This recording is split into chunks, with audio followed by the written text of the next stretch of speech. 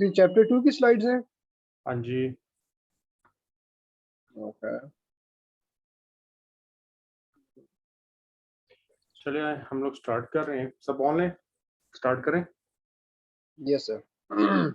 अच्छा, last class में हम लोगों ने बेसिक्स देखे थे रिलेशंस ऑपरेटर्स, जिसमें हमें equal to, less than, greater than, not equal to, less than equal to, greater than equal to, ये थे। आज हम इसको प्रैक्टिकली देखेंगे। हमने लास्ट टाइम 3 लूप्स को डिस्कस किया था, for loop, do while loop, while loop. For loop को हमने देखा था कि उसमें 3 पार्ट्स होते हैं। एक स्ट्रीम में जो i इज इक्वल टू जो 1 है, नजर आ रहा है सबको? Yes sir. यानी कि इसके 3 पार्ट्स होते हैं। फॉर में हम एक वेरिएबल लेते हैं, उससे हम बताते हैं कि हमारा लूप का स्टार्टिंग पॉइंट क्या होगा। सेमीकोलन, यानी कि हमें को इसको कहते हैं एक्सप्लेनेशंस, इनिशियलाइजेशन एक्सप्रेशन।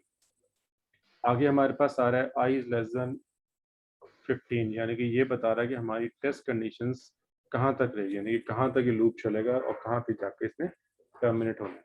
उसके बाद ये i प्लस प्लस है। i प्लस प्लस का मतलब है यहाँ पे हमें से बता रहे हैं कि हमारा काउंटर का जो इंक्रीमेंट है वो या इंक्रीमेंट होगा या डिक्रीमेंट होगा। जिस हिसाब से भी या जिस काउंट से भी हमने उसको इंक्रीमेंट करना है वो यहाँ पे हम फिगर आउट करते हैं। प्लस प्लस का मतलब होता है ये हमारा यूनरी ऑपरेटर है। यूनरी ऑपरेटर्स वो होता है जिसके साथ सिर्फ एक वेरिएबल होता है, और बाइनरी ऑपरेटर्स वो होते हैं जिसके साथ हमारे 2 वेरिएबल्स होते हैं, जैसे कि a प्लस बी। ये बाइनरी ऑपरेटर्स है। i plus plus, a plus plus, a minus minus या माइनस माइनस a, ये बेसिकली हमारे यूनरी ऑपरेटर है। इसका मतलब ये होता है प्लस प्लस का 1 का इंक्रीमेंट जो वेरिएबल उसके पास है, और माइनस माइनस का मतलब है क्या, 1 का डिक्रीमेंट जो वेरिएबल इनके पास है। हम इसको क्विकली एक प्रोग्राम बना के टेस्ट चेक कर लेते हैं। फाइल, न्यू, फिर file, C plus plus source file, open, hash,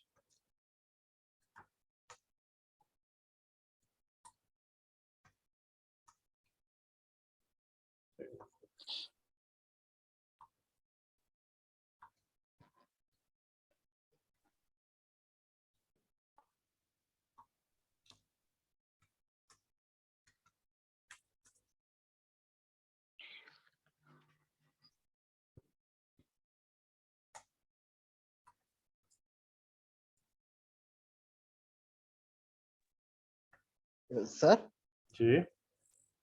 sir ये एग्जाम में अब ये हम सॉल्व करेंगे तो ये सिंटैक्स का इशू, तो जैसे यहाँ पे iostream.h लिखा है लेकिन अब मैं dev c plus plus use कर रहा हूँ तो वहाँ .h तो नहीं होता, तो मैं तो इसके बगैर लिखूंगा तो ये मिस्टेक्स तो नहीं काउंट होगी ना नहीं नहीं पेपर में? नहीं नहीं नहीं, ये नहीं होगी।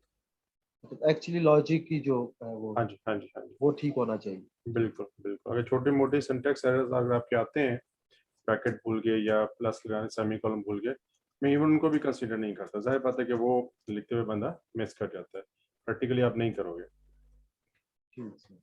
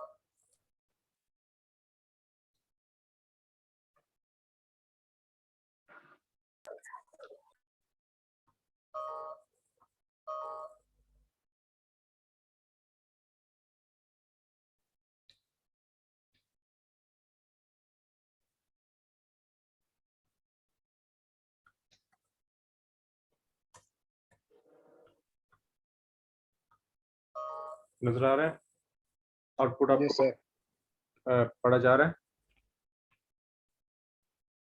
ठीक है, hello. Yes sir. Yes sir. Yes देखिए इसमें यस हमने सर। हमने सिंपल लूप लगाया फॉर। मैंने एक प्रैक्टिस को आप प्लीज ले लें, क्योंकि आमिर ने मुझे काफ़ी प्रोग्राम करके दिखाए छुट्टियों में। उसमें कुछ गार्बेज वैल्यूज के इश्यूज आते थे, तो अपनी प्रैक्टिस में कर लेंगे जब भी हमने वेरिएबल को बनाना है तो हमने उसे डिक्लेयर नहीं करना, हमने उसे डिफाइन करना है। डिफाइन का मतलब है कि हम उसको साथ ही इनिशियलाइज कर दें, यानी कि अगर इक्वल टू मैं 0 नहीं लिखूंगा तो ये कहलाएगा डिक्लेयर, इक्वल टू 0 कर रहा हूँ इनिशियलाइज कर, उसका मतलब कि ये डिफाइंड है। आपने हमेशा वेरिएबल्स को डिफाइन करना ताकि उसकी गार्बेज वैल्यू खत्म हो जाए। स्टार्टिंग पॉइंट मेरा था ये 0, ठीक है, काउंट 0 से it should be less then 15, यानी कि 15 में जब ये आएगा तो ये टर्मिनेट हो जाएगा 15 से नीचे, यानी कि 14 तक ये प्ले करेगा, यानी कि 0 1 2 3 4 5 6 7 8 9 10 11 12 13 14 14 में 15 काउंट से पूरे कर लिए। अगर मैं चाहता नहीं मेरे स्टार्टिंग पॉइंट 1 से हो और फिर मैं इसको कहूँगा इक्वल टू, यानी कि तब तक चले जब 15 से लेस है और तब तक चले जब 15 के इक्वल है, और तब ये अपने को टर्मिनेट करे जब 15 से ये इंक्रीज कर जाए। देखिए अब ये 1 2 3 4 5 के साथ आया। अब यहाँ पे मैंने प्लस प्लस लिखा हुआ था, ठीक है, प्लस का मतलब है कि मैं एक का इंक्रीमेंट करूँ। अच्छा, एक चीज मैं इधर बता दूं कि जो इक्वल टू का, इसको हम कहते हैं असाइनमेंट ऑपरेटर। इसको मैंने लास्ट टाइम भी शायद बताया था।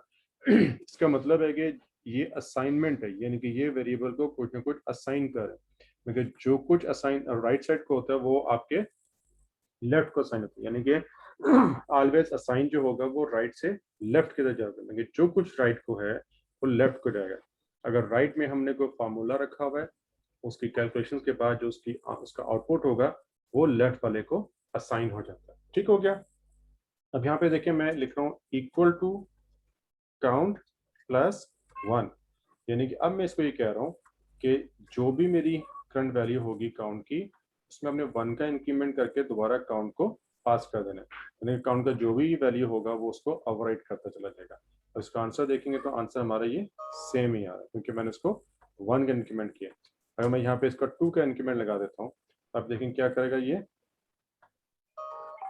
1 3 5 3 5 7 9 11 3 15 13 15, यानी कि इसने 2 के इंक्रीमेंट से डिस्प्ले दे दिया। अगर मैं यहाँ पे कहता हूँ ये 5 का इंक्रीमेंट चाहिए तो मोस्ट प्रोबेबली हमें 3 नाम डिस्प्ले करके दिखाएगा, जो कि 1 6 11 आ गया। ठीक हो गया, क्लियर? Yes sir. अच्छा, अब इसको सिंपल तरीके से भी लिखा जा सकता है, मैं इसको क्लियर कर रहा हूँ। मैं इसको कहता हूँ कि नहीं this is the good way, इसमें एरर नहीं है, लेकिन स्मार्ट वे क्या होगा, आप इसको बोलोगे equal to plus equal to 2, यानी कि प्लस करेगा और उसको रीअसाइन कर देगा। नजर आ रहा है हमें? सर ये सब रिपीट करें, क्या हुआ ये? देखिए मैंने पहले इस जगह पे क्या लिखा हुआ था, बात काउंट इज नजर आ equals to count plus 2। Exactly, ठीक है, काउंट प्लस 2।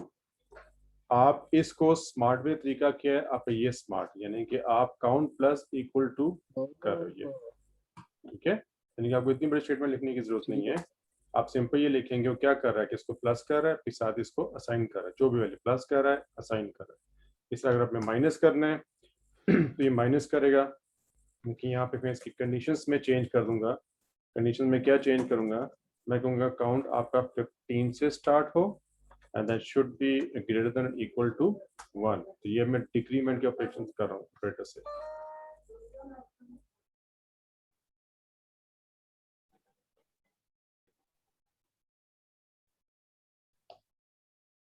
कहीं पे सिंटैक्स एरर कर दिया मैंने। सर मेरे पास भी जब मैं माइनस ट्राई कर रहा था यही एरर्स आ रहे थे, माइनस एक्सेप्ट नहीं कर रहा था ये। अच्छा, फिर शायद नहीं करता होगा।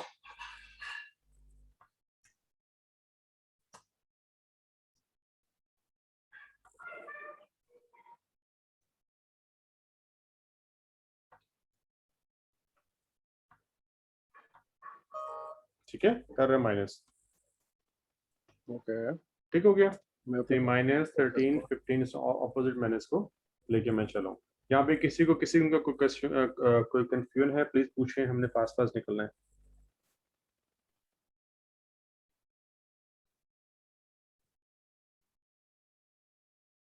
कोई आवाज नहीं है, ठीक है, डन हो गया। अगर मैं आपसे कहता हूँ कि मैंने फॉर लूप को यूज करते हुए 2 का टेबल डिस्प्ले करना है, तो 2 क्योंकि मैंने कांस्टेंट आपको बोल दिया, टेबल हमेशा हमारे 1 से स्टार्ट होते हैं and should be less than and equal to 10, यानी कि 10 तक चलेंगे। और इसमें जो इंक्रीमेंट होता है वो हमारा 1 का होता है, मैं प्लस प्लस ही यूज कर रहा हूँ। तो अगर 2 का टेबल हम डिस्प्ले करें तो 2 की आउटपुट क्या आती है, 2x 1 इक्वल 2, यानी कि ये जो 1 है और ये जो 2 है यहाँ पे हमारी वेरिएशन है, बाकी हमारा ये कांस्टेंट है, पूरे टेबल में सेम आएगा। तो कांस्टेंट को एज यूजुअल हमेशा डबल कोट में हम कैच कर लेते हैं, ठीक है। फिर उस पर काउंट की वैल्यू आ गई 1, और उसके बाद फिर हमारे पास जो इक्वल है वो भी कांस्टेंट है, तो उसको भी हम लोग उसमें कैच कर रहे हैं। उसके बाद मैंने क्या कर दिया कि 2 स्टैटिक काउंट। स्टैटिक हमारा की यूज होती है for the multiplication in computer sciences. Static का मतलब होता है ये आपको मल्टीप्लाई का ऑपरेटर के तौर पे क्रिएट करेगा। आप इसको गौर से देखें तो ये हमारा फिर एरर्स आ गए हैं। ये मैंने 2 ये मैंने लिखा, इसको मैं खत्म कर रहा हूँ। ठीक हो गया, is that clear? Yes sir. Yes अब मैं कहता हूँ कि नहीं, मुझे यूजर से कोई इनपुट ले और उस इनपुट का मुझे चाहिए टेबल। यानी कि अभी जो मैंने फिक्स किया था 2, और फिक्स नहीं रहा, यूजर जो भी वैल्यू में भेजेगा 2 की जगह पे वो हमारा जो इनपुट होगा उसके अकॉर्डिंग टू टेबल डिस्प्ले होना चाहिए। बाकी प्रिंसिपल्स हमारे वही होते हैं, फॉर लूप 1 से स्टार्ट होगा और 10 तक चलेगा, टेबल हमेशा 10 तक हम काउंट करते हैं, और जो भी हमारा वैल्यू होगा जिसका हमें टेबल करना है उसको हम हमेशा उसके जो नंबर्स होते हैं 1 2 3 4 5 6 अप टू 10 उनसे मल्टीप्लाई करते हैं। यानी कि ये जो फार्मूला हमारा है ये सेम है, फर्क सिर्फ इतना आ रहा है मैंने क्या कि यूजर इनपुट देगा और उसका हम लोगों ने टेबल डिस्प्ले करना। यानी कि मुझे अब एक वेरिएबल और चाहिए, तो मैं कह रहा हूँ कि टेबल का मुझे वेरिएबल चाहिए और मैं साथ इसको 0 दे रहा हूँ, यानी कि मैं साथ इसको इनिशियलाइज कर रहा हूँ, यानी कि डिफाइन कर रहा हूँ। कोमा यानी कि एक वेरिएबल काउंट हो गया, डिफाइन। एक टेबल हो गया, डिफाइन। ठीक हो गया, यानी कि मेरा 2 जो है वो मिस गायब हो जाएगा यहाँ से, क्योंकि मुझे वो फिक्स नहीं चाहिए, हमें ये वेरिएबल है। मैंने कहा था जहाँ जिस पोजीशन में प्रोग्राम की वेरिएशन होती है उस पोजीशन को या उस पॉइंट को हम किसी न किसी वेरिएबल से काउंटर कर रहे होते हैं। तो यहाँ पे मैं करूँगा टेबल का वेरिएबल और फिर ले आया, यानी कि टेबल का जो भी वैल्यू होगी वो यहाँ पे मुझे दिखेगी। और इसी तरह ये जो हमारा था 2 ये भी चेंज हो जाएगा वेरिएबल से, क्योंकि जो भी हमें ये वेरिएशन आ रही है, जो भी टेबल की वैल्यू होगी यूजर हमें देगा, हम उसके थ्रू उसको टेबल के, मैं कहता हूँ please enter the table number you want to display। ठीक हो गया, साथ में कहूँगा सीन, मैंने लाइन चेंज नहीं की, टेबल। ठीक हो गया, अब ये देखें यहाँ पे मेरा प्रोग्राम चलेगा, इनिशियलाइज हो गया, यानी कि 2 वेरिएबल्स डिक्लेयर कर दिए, आपकी मेमोरी में आपकी स्पेस ले ली, कार्बेज वैल्यू फिनिश कर दी, उसको 0 0 दे दिया। सेकंड लाइन में आ गया, उसने टेबल आपको स्क्रीन में डिस्प्ले दे दी, इसमें कह रहे हैं please enter table number you want to display. अगली लाइन में चला गया, सेम हमसे वैल्यू ले ली, जो भी वैल्यू ली है वो जाके मेमोरी स्पेस में उस जगह पे वैल्यू रख देगा। फिर हम आगे काउंट को हमने 1 कर दिया, यानी काउंट मेमोरी में 0 था, 1 हो गया। कंडीशन चेक की, कंडीशन ट्रू थी, बॉडी में हम एंटर हो गए, बॉडी में हमारे कुछ भी नहीं है, सिंपल सी आउट है, टेबल की जो वैल्यू इन होगी वेरिएबल की वो डिस्प्ले हो जाएगी। एक्स कांस्टेंट है, हमने डबल कोट में कर लिया, काउंट की वेरिएशन आ गई, और इक्वल कांस्टेंट है लाइक फिक्स है, हमने डबल कोट कर दिया। फार्मूला हमारा है, जो भी हमें वैल्यू दी उसको काउंट से मल्टीप्लाई किया और डिस्प्ले आ गई। अब ये देखें फिर एरर आ रहा है क्योंकि मैंने मिस किया, सेमीकोलन मेरा मिसिंग है। सेमीकोलन में सर। यस, ये आपका मैं एंटर कर रहा हूँ लेट्स सपोज के 8 का टेबल, तो ये मुझे 8 का टेबल डिस्प्ले हो गया। क्लियर? Yes sir. प्लीज बाकी बोलें साथ साथ। फहद, आपकी आवाज नहीं आ रही। जी सर सुन रहा हूँ सर, ये असल में रिपीट हो रहा है ना। अच्छा अच्छा अच्छा, तो ठीक हो गया, ठीक हो गया बेटा, ठीक हो गया। अच्छा, मैं इस आपको कहता हूँ कि एक तो ये हो गया, ठीक हो गया। अब इसको मैं कहता हूँ कि अगर आप इसी को आप वाइल लूप से करें तो आप कर सकते हैं, यस कर सकते हैं। फर्क सिर्फ इतना है, फॉर लूप और आवाज आ रही मेरी, yes sir.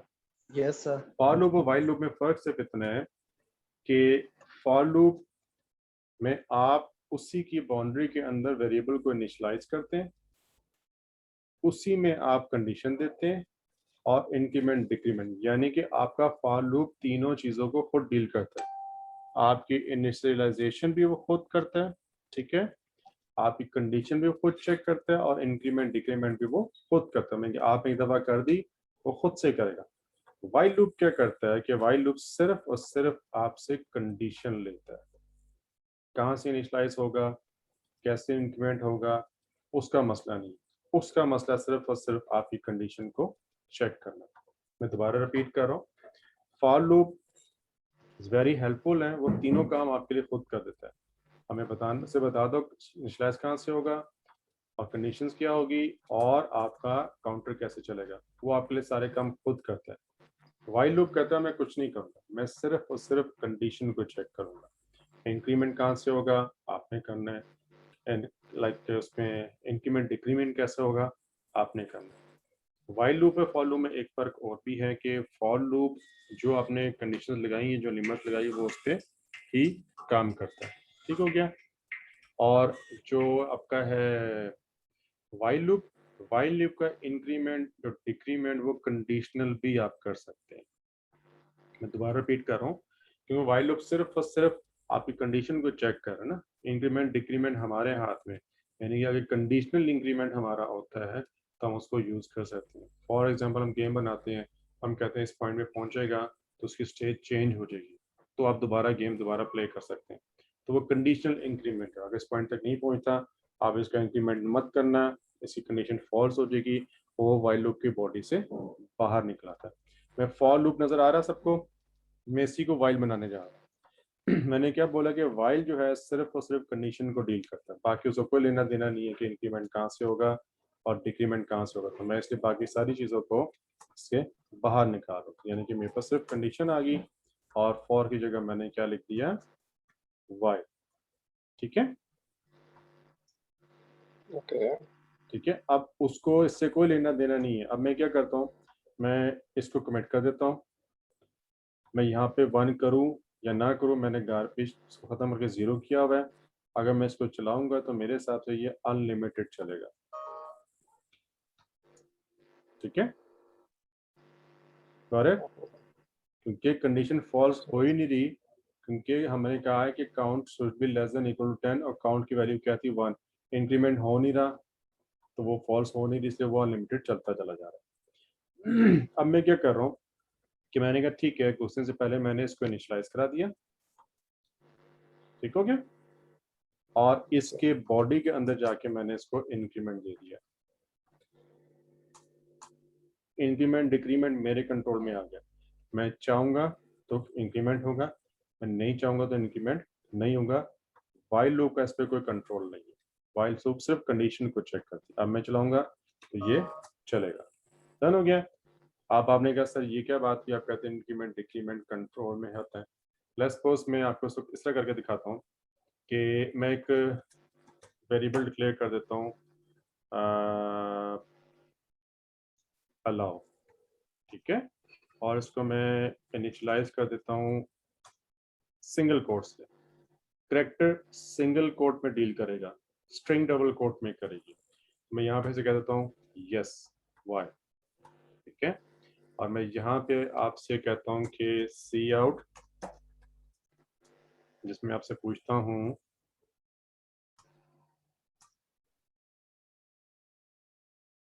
you liked to display an next line of the table, ठीक है, तो अब मैं यहाँ पे आपसे मांग रहा हूँ सेमीकोलन, सी इन में कहाँ पे लूंगा, अलाउ पे, ठीक है, और मैं कहता हूँ कि अगर if I allow equal to, यानी कि अगर मैं अलाउ करता हूँ स्मॉल y के साथ तो आपने क्या करना है, इंक्रीमेंट कर देना है, तो ये चलेगा। ठीक है, डन हो गया। ओके अभी लॉजिक से कंप्लीट करता हूँ उसको। ठीक है, ये आ गया, मैंने टेबल कर दिया 5 का, आ गया 195 would you like to display the next line, मैं कहता हूँ यस, वो लेकर आ रहा है। ठीक है, फिर मैं वो कह रहा है कि नेक्स्ट लाइन, मैं कहता हूँ यस, मैं कहता हूँ प्योर अल्फाबेट करता हूँ तो वो उसको इंक्रीमेंट नहीं कर रहा, वो देखें 3 में रुक गया, नजर आ रहा है, नजर आ रहा है लोगों को? यस सर ठीक है, अब मैं वाई करता हूँ, फिर वो 4 पे चला गया। इधर मैं कर लेता हूँ कि अगर ठीक हो गया, इफ भी हमारा यूज हो रहा है, नजर आ रहा है। सर ये यस सर आपने एन किया तो ये टर्मिनेट क्यों नहीं हुआ? मैं बताने लगा। ठीक है, यानी कि यहाँ पे हमने अब 2 स्टेप्स अहेड कर लिए, एक हमने अभी वाइल लूप पढ़ लिए और दूसरा हमारा इफ कंडीशंस इंट्रोड्यूस होगी। अभी मैं इसको मजीद नहीं जा रहा, अभी सही यहीं पे रुको। ठीक है, मैं बताता हूँ मैंने क्या किया। अच्छा, अब वाइल लूप और डू वाइल लूप है ना, थर्ड लूप हमारा डू वाइल लूप है, right? Yes sir while loop और डू वाइल लूप में फर्क सिर्फ इतना है, देखें प्रोग्राम हमेशा कंपाइल होता है टॉप टू बॉटम। जब मैं कंपाइल करता चला आ रहा हूँ तो देखें सबसे पहले मुझे क्या मिल रही है, कंडीशन, फिर मुझे मिल रही है उसकी बॉडी। यानी कंडीशन ट्रू होगी तो मैं बॉडी में जाऊंगा, यानी कि मुझे फर्स्ट टाइम बी एंट्री रिक्वायर्ड है, कंडीशन को मैंने बाईपास करना है। Is that clear? ओके मैं इसको कट करके एंड में ले जाता हूँ। डू वाइल लूप में सिर्फ इतना फर्क है, तो कंडीशन एंड में चली जाती है, यानी कि अब मैं टॉप टू बॉटम आ रहा हूँ, मुझे डू मिल रहा है, यानी कि मैं एंटर हो रहा हूँ विदाउट एनी चेकिंग, मुझे सेकेंड राउंड के लिए चेक मिल रहा है। फर्स्ट राउंड में घुस गया हूँ, सेकेंड राउंड के लिए मुझे चेक मिल रहा है। That is the difference between do while loop and while loop. बाकी सब इसकी logics each and everything same है। डू में पहले बॉडी रन होती है, फिर कंडीशन चेक होती है, यानी कि आपका लूप वन टाइम रन होगा ही होगा। वाइल में वन टाइम के लिए भी आपको कंडीशन चेक करनी पड़ेगी। आप इसको देखें, दोबारा रन करते हैं। अच्छा, इसमें एंड में सेमी कॉलन भी लगाना पड़ता है, ठीक है, क्योंकि यहाँ पे टर्मिनेट हो रही है इसकी बॉडी। ओके मैं 5 आ गया, फिर पूछा यस, मैं आगे आ रहा हूँ, यस यस यस, नो पे ये चलता चला जा रहा है, कंडीशन वहीं पर है। ठीक हो गया? शायद समझ आ गई डू वाइल वाइल का फर्क। Hello excuse me sir. जी, सर मैंने ये पूछना था कि जब आपने एन किया है तो ये मैं कर रहा हूँ, टर्मिनेट क्यों नहीं हुआ? मैं वो करने लगा हूँ। ये while loop do while clear हो गया? यस सर अच्छा, यस सर। अब मैं कर रहा हूँ इफ, यानी कि मैंने बोला कि अगर ये कंडीशन ट्रू होगी तो आपने ये करना है, अगर ये ट्रू नहीं होती तो उसका होगा एल्स, और मैं यहाँ पे कर रहा हूँ एग्जिट, यानी कि आप बाहर निकल जाओ। अब पता नहीं ये एग्जिट ठीक है या एग्जिट, चेक करते हैं एग्जिट होता है नहीं होता।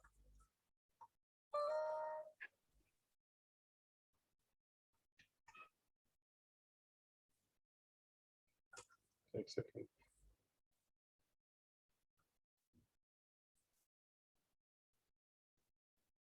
एग्जिट के लिए लाइब्रेरी इन करनी पड़ रही है।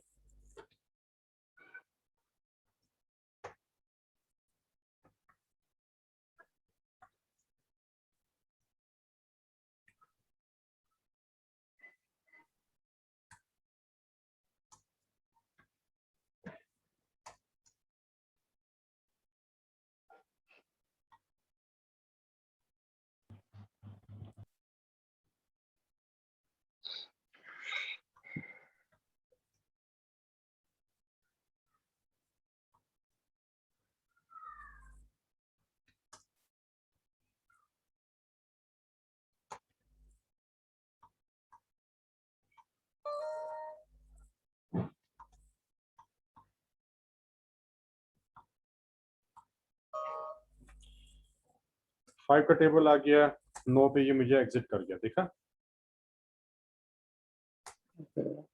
यस ठीक हो गया शायद। वो मैंने बस वैसे ही आपको कहा था रेगुलर, मैं 9 कहूँगा तो ये बाहर निकल जाएगा। ठीक है, डन हो गया? Yes, sir. शायद क्लियर?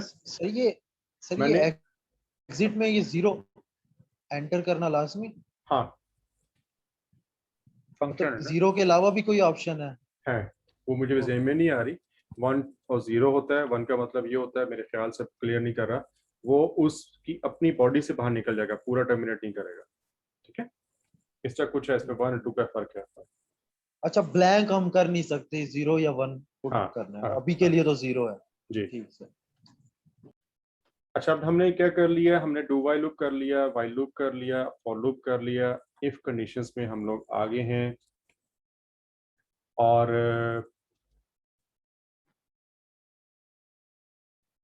मैं इफ एल्स इफ इंट्रोड्यूस करा देता हूँ साथ ही इधर। ठीक है, तो यानी कि मैं कह रहा हूँ कि अगर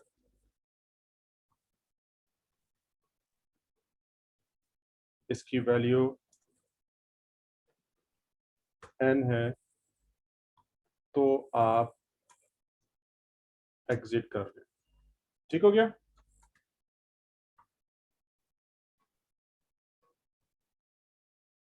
नजर आ रहा है? Okay. यानी कि Yes, sir. एक इफ ये है, नहीं, इस कंडीशन को चेक करो। यानी कि हमने मल्टीपल इफ दे दिया है कि अगर ये नहीं तो ये चेक कर लो कंडीशन, ये ठीक नहीं तो ये ठीक कर लो, तो आप कर दो। मैंने इसको सिंपल एल्स नहीं किया, मैंने ये कर दिया। ठीक हो गया? Yes, sir. अच्छा, अभी बाज़ दफा ये होता है कि एक इफ में हम मल्टीपल कंडीशंस को चेक करना चाहते हैं। ठीक है, मैं कहता हूँ कि स्टूडेंट्स वही प्रमोट हो सकता है अगर उसका CGPA 3.3 पॉइंट से अबव हो, एंड और उसकी जो ग्रेस या पता नहीं कौन से मार्क्स होते हैं आपके दूसरी यूनिवर्सिटीज में, यहाँ हम कर सकते हैं जी, आपकी CGPA 2.4 से ऊपर होना चाहिए और अटेंडेंस आपकी 70% से अबव होनी चाहिए। यानी कि अब हमारे पास एक से ज़्यादा कंडीशंस हैं चेक करने के लिए। तो उस जगह पे हम लोग क्या करते हैं कि हम मल्टीपल कंडीशन साथ लगा सकते हैं। फॉर एग्जांपल मैं भी इसी को लेकर चलता हूँ। मैंने यहाँ पे इसको लिखा था कि अगर यूजर लोअर केस वाइल करे तो आप इसमें एंटर हो जाए। ठीक है, अगर ना करे तो ना हो जाए। मैं भी इसको फिलहाल कमिट कर रहा हूँ। ठीक हो गया?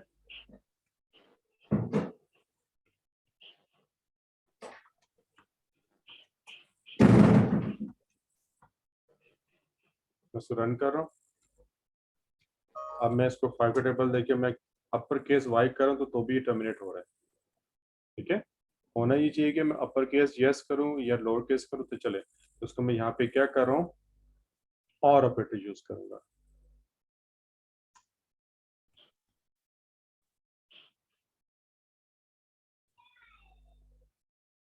ठीक हो गया? और सर सही है।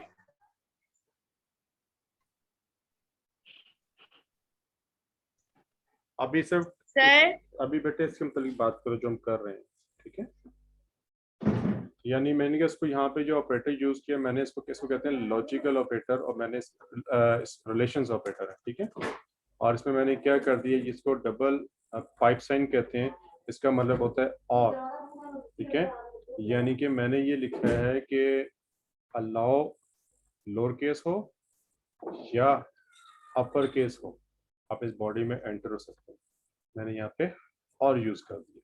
अब मैं इसको रन करूंगा तो मैंने 5 का टेबल किया, लोअर केस वाई किया, अपर केस वाई किया, दोनों को एक्सेप्ट करके चल रहा है। क्लियर हो गया? Yes, sir. डन। ठीक है, हमने यहाँ पे क्या कर दिया, और लॉजिकल ऑपरेटर। अगर मैं यहाँ पे करता हूँ एंड ऑपरेटर, एंड का मतलब क्या होता है, और, यानी कि इस बॉडी में मैं तब एंटर होऊंगा जब ये दोनों कंडीशंस मेरी ट्रू होंगी, तो मैं एंड रहूंगा। यानी कि यहाँ पे चलो मैं कर देता हूँ should not equal to n, चलेगा। यानी कि y होना चाहिए और ये n के इक्वल नहीं होना चाहिए। अब मैं चलाऊंगा तो भी चलेगा। ठीक है, डन हो गया? Yes, sir. अच्छा, अब मैं आता हूँ कम टू द पॉइंट। कि हम यहाँ पे ये चेक करते हैं कि अगर मैं कहूँ कि मुझे स्टूडेंट्स की परसेंटेज निकालनी है या मैं 2 इनपुट लेता हूँ आपसे, एक अपना CGPA एंटर करें या परसेंटेज एंटर करें, CGPA फ्लोटिंग पॉइंट आ जाएगा, और अपनी अटेंडेंस की परसेंटेज एंटर करें। तो दोनों को आप कंडीशन में चेक करेंगे। अगर आप फार्मूले को बाईपास कर देते तो you qualify for the next semester, if not you fail. Right हो गया? यानी कि एक तो हमें काउंट हम 1 कर लेते हैं, एक वेरिएबल हमें ये चाहिए, दूसरा हमें चाहिए है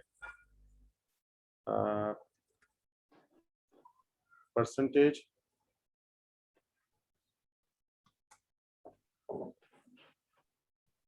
और फिर हमें चाहिए है अटेंडेंस इक्वल टू 0। इसको फिलहाल मैं भी कमिट कर रहा हूँ, शायद जरूरत ना पड़े हमें। Please enter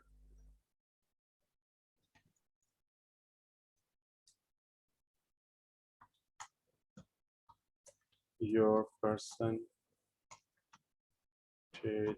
and attendance to find out,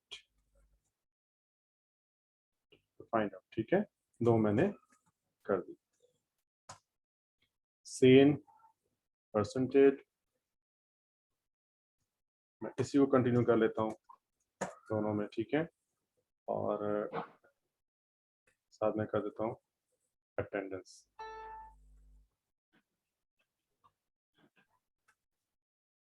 समझ में आ रहा है?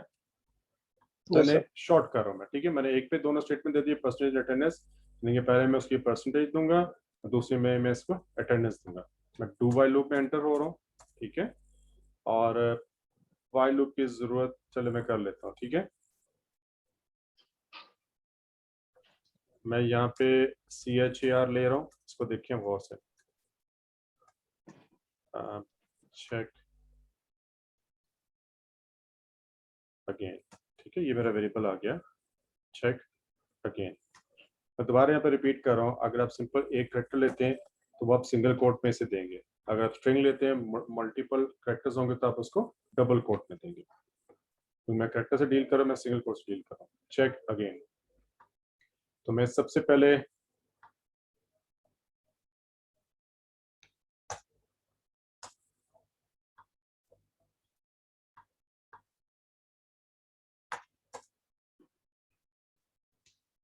कंडीशंस हैं, if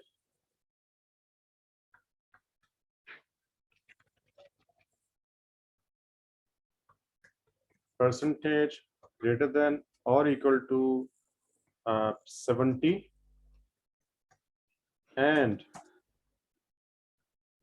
attendance again greater than or equal to 70, तो आपका क्या ये if else की कंडीशन का कर्ली ब्रैकेट आ गया, see out you are qualified to join next semester।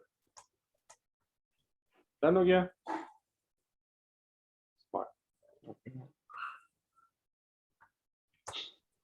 else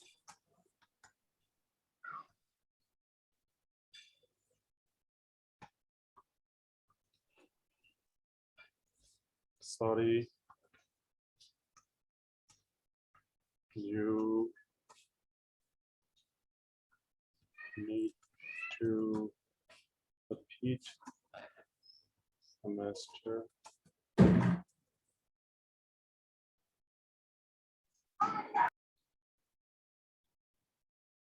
and you have not smiled twice।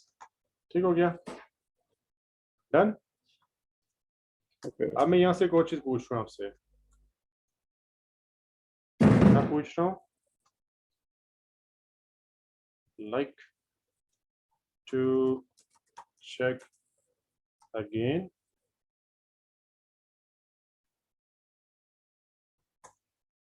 सी इन, मेरे पास कौन सा कैरेक्टर वेरिएबल था, ट्राई अगेन। ठीक है, मैंने ट्राई अगेन में आपसे इनपुट ले ली सेमीकोलन। ट्राई अगेन को मैं कंडीशन में चेक कर रहा हूँ कि अगर मैंने उसको y एंटर कर दिया है, ठीक है, तो आप ट्राई कर सकते हो। चला के देखते हैं इसको। So semicolons में से ये आ सी आउट गया। की स्टेटमेंट्स में प्लीज एंटर द परसेंटेज। मैं डालता हूँ 80 मेरी परसेंटेज आ गई एग्जाम्स में, और फिर मैं कहता हूँ 90 मेरी अटेंडेंस है, और you are qualified to join next semester, like to check again. Yes कर रहा हूँ तो दोबारा से वो मुझसे पूछना शुरू हो गया।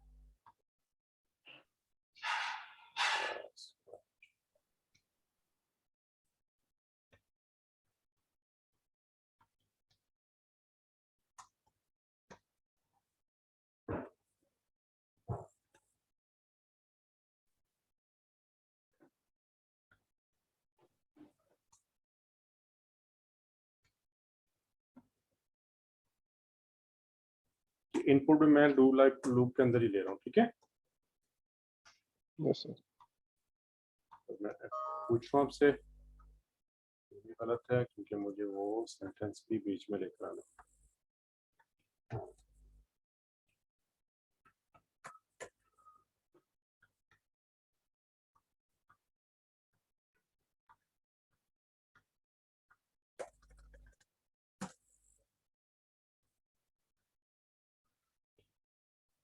टू वाइल लूप एंटर हो गया। मैं पूछ रहा हूँ, मैं एंटर कर रहा हूँ 80 70 you are qualified to join next semesters, like to check again. मैंने y एंटर किया, दोबारा से आ गया please enter your percentage and attendance. मैं दोबारा 60 एंड 80 कर रहा हूँ। कह रहा है कि sorry you need to repeat semester again, you like try again. Yes, इससे चलता चला जा रहा हूँ और मैं अनलिमिटेड चलता हूँ, यानी कि इस लूप की जो टर्मिनेशंस हैं इन बेस ऑन एस, जहाँ पे मैं एन कर दूंगा या कोई कैरेक्टर दे दूंगा तो वो टर्मिनेट हो जाएगा। Is that clear? Yes sir. अच्छा, इफ कंडीशंस होगी हमारी, और इसमें किसी में कोई कंफ्यूजन तो पूछ ले प्लीज, मैं आगे जा रहा हूँ।